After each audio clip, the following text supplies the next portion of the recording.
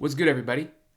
Today, with the Spurs Knicks NBA Finals starting, I thought we should talk about this series as a whole, the X factors, the players to keep in mind, and how I see this series progressing. This is a big series. It's a rematch of the 1999 Finals, as many would know. Victor Wembanyama has the opportunity to really get his first ring, establish himself as the best player in the world. On the Knicks side, they get their first championship since the early 70s, and it's their first final since 1999. And ultimately speaking, Jalen Brunson can establish himself as the king of New York. I mean, Mamdani, move away, because Jalen Brunson runs that city, let's be honest, especially if they win. Now, regarding the actual matchup itself, I think there are a couple important topics. Number one is X factors. I think the X factor for the Spurs is not who you think it is. Many are thinking, oh, is it one of the young guards? Is it De'Aaron Fox? I actually think it's Julian Champagnie. Here's why. I think that when you have the three guards that the Spurs do, I don't want to say there's a lot of redundancy, but they do similar things in slightly different ways.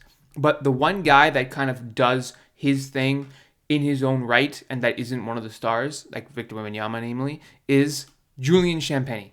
Julian Champagnie, we saw in that OKC Thunder series, whether they were winning or losing, there were times where he alone was carrying that Spurs offense by being able to just drain three-pointers. That game 7, he was 6 for 10 from 3. They don't win that game without that. And to be frank, that spacing that he provides is so important because, granted, Victor Wembanyama can pull up from half court, but you don't want him to. The Devin Vassell, De'Aaron Fox, Dylan Harper, Stephon Castle, they can make a three, but that's not their specialty. Julian Champagnie, he's paid to play defense and shoot threes. And I think that with him being probably the best three-point shooter the Spurs have, is going to be very important in this series. And on the Knicks side, I think the biggest X factor is actually Josh Hart. Because if Josh Hart is hitting shots, Victor Wembanyama can't just help off him too hard. That's how we saw before. Victor Wembanyama likes to kind of be in a one-man zone, lay off of Hart, and control the paint. If Josh Hart's draining them things, you're not winning that game, Spurs. Sorry, that's just what it is. And ultimately speaking, there's a couple other guys you can mention. Mitchell Robinson might be important for a reason I'll tell you soon. And there's some other guys, Mikal Bridges, OG Anunoby. You need their creation to be good. But they have a lot of offensive weapons in New York that if one of them is kind of having a rough one, you can make do. Josh Hart is going to be imperative. And I think the main thing that the Knicks have on the Spurs, which we saw in the NBA Cup final and the regular season, is the Knicks dominated the Spurs in the offensive glass. And that's a big deal because the Spurs, especially with Wemby recently, they're a good defensive rebounding team. In the regular season, it didn't matter. The Spurs got out-rebounded on the glass, in the offensive glass, like crazy.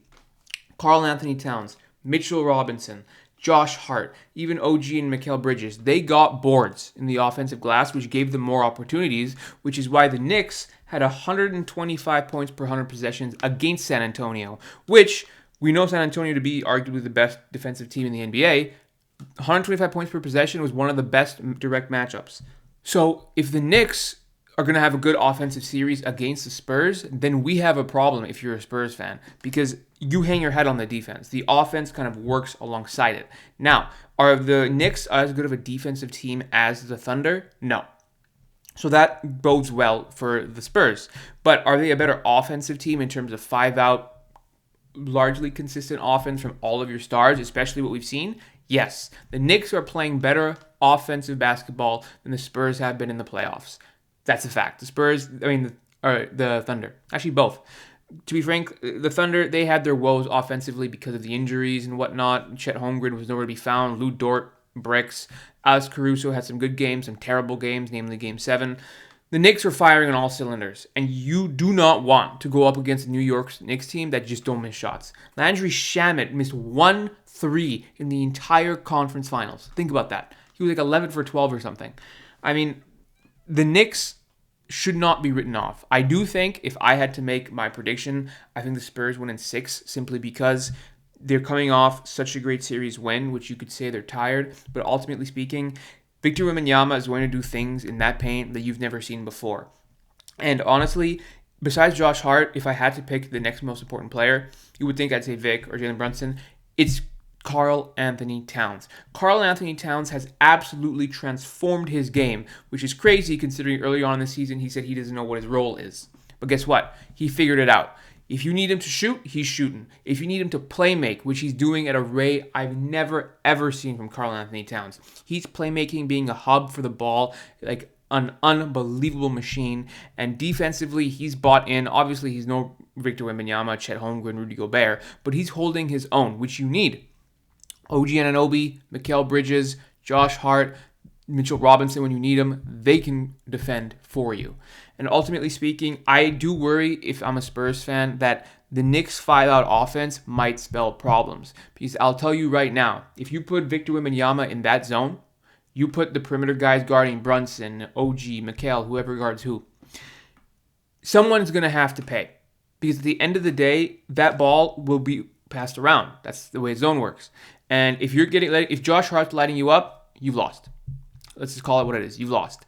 If he's not lighting you up, well, you fare pretty well. And so far what we've seen in these playoffs is the Knicks are lighting it up. So ultimately speaking, I think this is the definition of momentum versus will. The Knicks have all the momentum in the sense of they haven't lost a game in over a month. The Spurs have just the evidence of being the better team. I mean, that's just flat out. They're the number 2 team in the entire NBA in the regular season.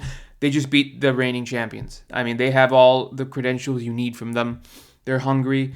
The Knicks, they feel like a team that would just have a crazy playoff run. They have a lot more vet experience. The Spurs, though, I mean, at the end of the day, Victor Wembanyama said it himself. Because they're a young team, that works to their advantage because they don't know what's impossible.